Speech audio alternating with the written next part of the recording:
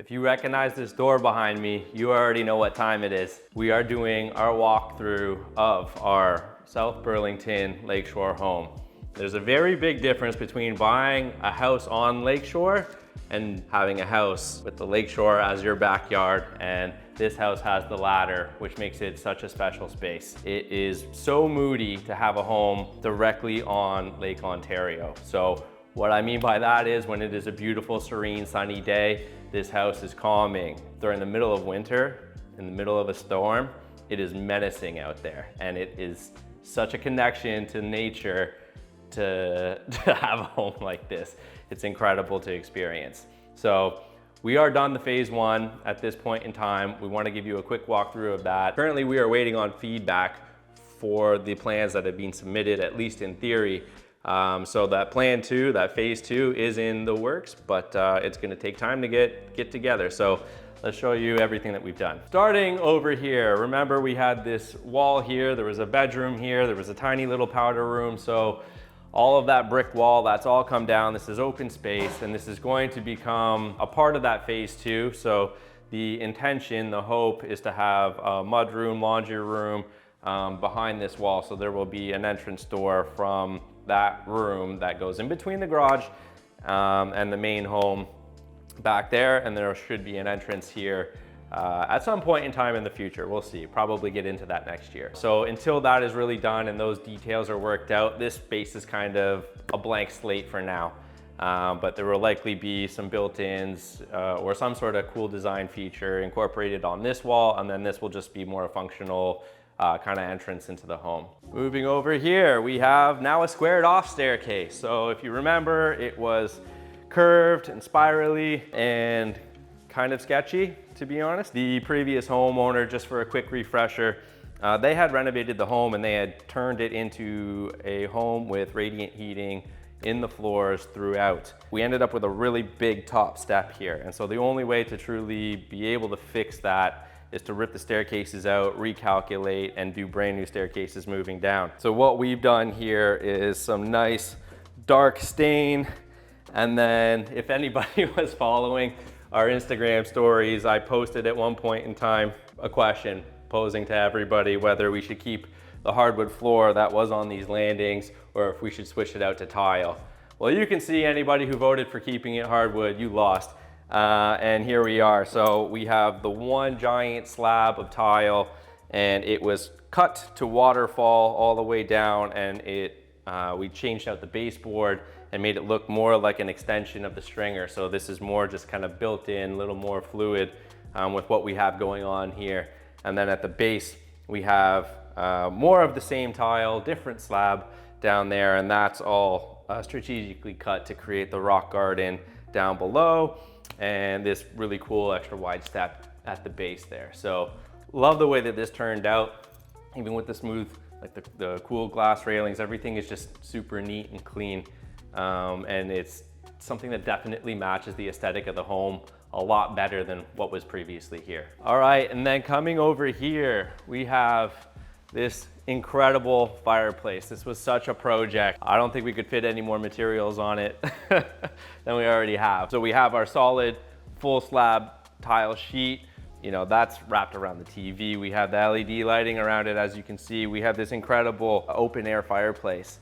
So this is an ethanol burning fireplace. It has a tank on the inside of it, and it doesn't require venting the same way that a typical fireplace would. And so we are planning on that phase two to bring the structure out further. So venting could have been an issue. So just to avoid that altogether, we went with this option. Then that is all cradled within this really funky tile. These tiles actually came 4 different styles in one box. So we had to buy enough to be able to pick up this exact pattern that we wanted throughout the entire structure. And now we have a bunch of tiles that we can use in other places. And then one of our favorite materials to work with is that faux concrete board, that deco board on the back. It's just such a good material to work with. You can cut it essentially using wood tools, you can sand it, it's beautiful to work with, but it also adds such a great texture to incorporate and design with. So absolutely love it. We actually had Jacqueline Harper and her team help kind of pull this together for us, at least conceptually, and then you kind of tweak and play as you move through it. But wow, it is warm outside and this thing is letting off some serious heat. So let's shut it off and keep moving. Okay, and then moving into the powder room. Definitely a continuation of that connection to nature kind of feel. This is such a grounded space and it's beautiful. So everything in this powder room is an extreme little project all on its own. So this whole countertop setup mixed in with this cabinetry, this is all truly custom made. So it started with a structure here, you know, bracing behind the walls to be able to hang these cabinets, but it started with a basic structure here that accommodated for everything else to be attached to it afterwards. But the spacing of that and how plumb everything had to be allowed everything else down the line to be put in so precisely. Like this countertop, if you actually look really close at it, there is imperfection in this, and it's only because the countertop people ended up building in tolerances that they didn't have to do. Everything was built so perfectly to allow for this countertop to be mounted on here, this to slide in between our cabinet and this, and the tolerance along this wall. It's all absolutely flawless. And it's funny because they were expecting to not have that flawless execution, they built in some flexibility that they didn't have to do. So I don't know, it still turned out absolutely incredible. But when you actually know what went into executing something like this, you really gain an appreciation for it. It's funny, you pick up these expensive wall tiles from, you know, high-end stores, and just you would imagine that the milling and the fabrication of these pieces are just perfect. And in construction, it's very rare to see anything that is constructed perfectly, especially when you have multiple pieces kind of pre-assembled together. It can be pretty shocking how bad the assembly actually is. So this was quite a struggle, but it ended up turning out great. These mirrors are such a project all on their own. Just being able to put this together and have this border perfectly match the mirrors that are constructed behind them, with the lighting attached to it. It's just, there's so much that goes into a detail like this that would often get just overlooked. But you know, if you want to do something special, you can't be afraid to slow it down and invest the time, invest the creativity into creating something like this that literally nobody else in the world will have. This light fixture, which is a replication of something that was being sold for an exorbitant amount of money, so that was reproduced. Moving on to this wood slat wall, there's a funny story about this.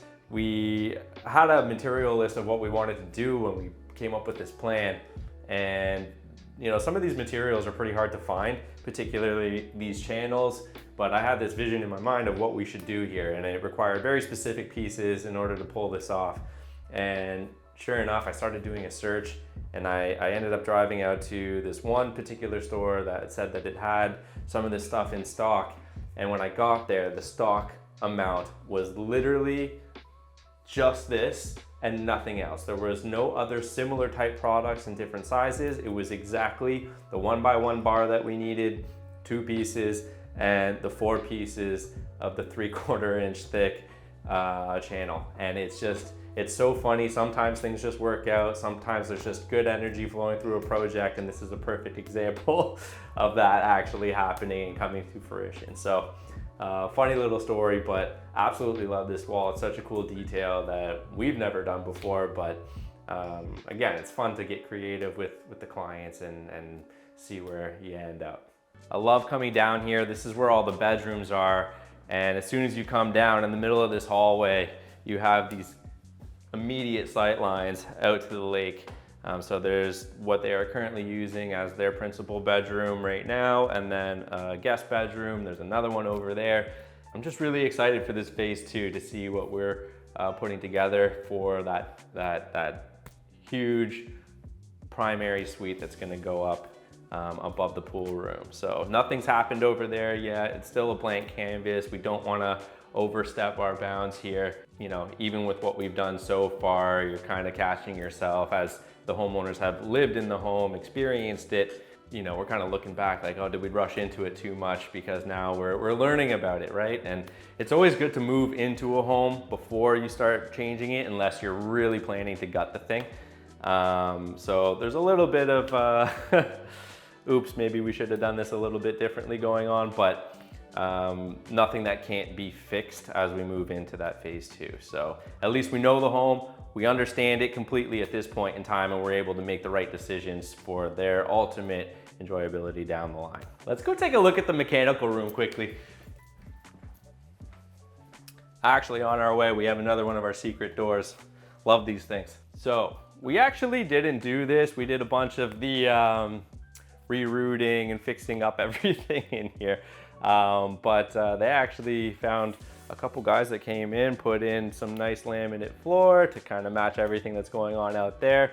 And they spent quite a bit of time working around everything down here, getting some drywall on the walls here to really clean it up. And we're, to be honest, impressed with what they did here. But over here, you can see we have the boiler system with a holding tank going on over here, and there's a provision for a second boiler here. So this second boiler is going to be able to pick up your snow melt. It's going to be able to pick up potentially the pool, right? So we're getting multi-usage out of this second unit. Everything's roughed in, everything's planned. All we have to do is upgrade the gas meter coming into the place. But having that foresight, again, making sure that we're gonna get the end usability and functionality that we really want out of it, and trying to be as cost effective as possible. None of this stuff is cheap, and so if you can get multi-usage out of an additional unit, that's going to be great, right? Not having to buy a pool heater, and also having the ability to heat the driveway down the line is going to be awesome. Other cool thing about this unit here, this is a holding tank. It's a multi-purpose holding tank, but you can actually have a recirculation line.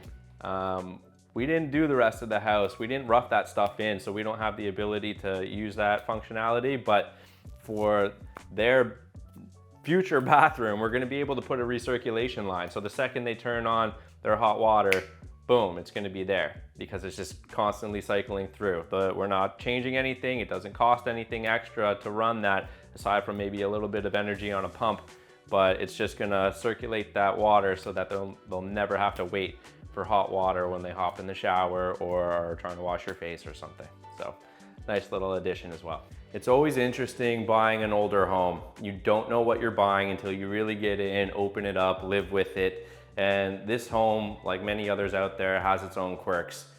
It'll have a say in what you can do to it, what you can't do to it. And really getting into the home and experiencing it, living in it, is really gonna start to tell you things. And one of the things that's funny about this house is there's no forced air. The previous homeowner got rid of it entirely, and there's no air conditioner except for one little heat pump unit upstairs. So this is something that needs to be worked into that phase 2.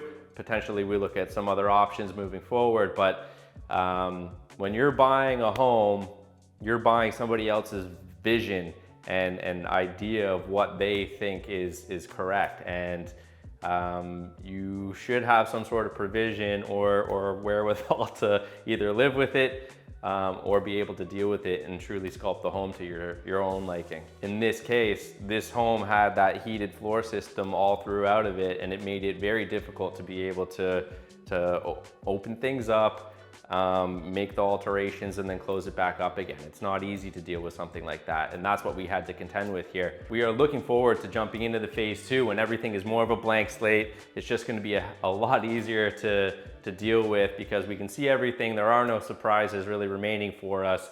Essentially, it's just gonna be nice, clean, easy, and faster construction. All right, so that wraps up our phase 1 walkthrough of our Elizabeth Gardens project.